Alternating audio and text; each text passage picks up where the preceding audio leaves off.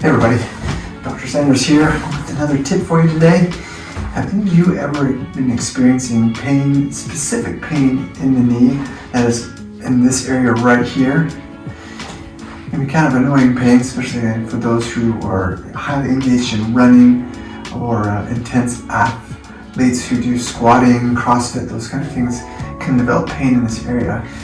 And this pain in the area can come from several different spots in the body. One, it can come from the actual joints itself, the knee joint there where the bones meet together. Some of the less known spots that can refer pain to the area can come from the muscular system, particularly a couple different muscles. One, the gastrocnemius or the calf muscle. Two, the quad muscle, specifically the vastus lateralis muscle, and slightly the hamstring muscle. Now, the reason they have pain or they refer pain to this area is due to trigger points. Trigger points are built up tension points in the muscle due to overstressed, increased stress, more than normal that the tissue can take, that begins to irritate itself, causing pain in the area of irritation or referring pain in different areas, in this case to the outside of the knee.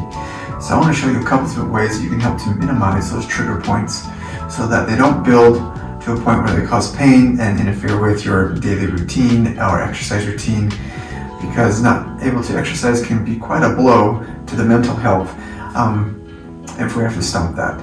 So first off, let's focus on the hamstring muscle.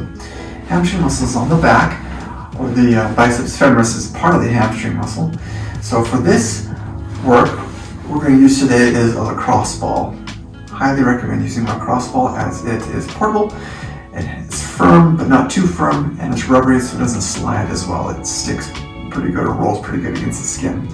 And the idea with the lacrosse ball, and any kind of rolling technique, is we're going to induce a little to a moderate degree of stress in the tissue that causes the tissue to reinforce itself so that it can take more stress. So do that first. Take the ball, you're going to sit on a chair, a firm chair, wood, or a firm cushion. You take the ball and you're going to search for areas on the outside, backside of the leg here. If you find an area that seems tender or tight, you can take the ball, bring the leg back down on that.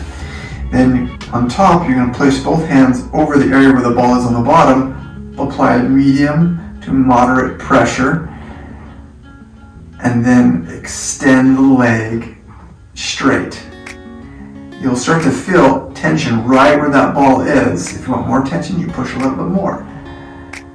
Go there, hold it back and forth, and then you move the ball to a slightly different spot on the muscle where it's tender, tight, or both. Again, push down there again, there and back, there and back. So the idea is to work all those tight areas. You probably don't need to spend more than a minute working the areas on that muscle, but again, you want to work all those tight areas there. If the pain increases to the point that it's unbearable, then you're either pushing too hard or you need to do less. If you do that, that will help reduce the tension in that area. The next muscle that we talked about refer pain there is the quadriceps muscles, particularly the vastus lateralis in this area. And we're going to apply the same technique that we did for the hamstrings, but in reverse. So for this one, this works good where you can actually bring your table or chair or something that's kind of impeded, so you can bring your leg underneath it as you're going to bring it back for this stretch. And this time you're going to start with your leg straight, find tight area in that muscle, apply pressure first, and then bring the leg back. As far as you can, you'll feel the tension in that area. You can kind of move it around if you like, once, and move it a little bit in a slightly different area, push in, then bring the leg back again.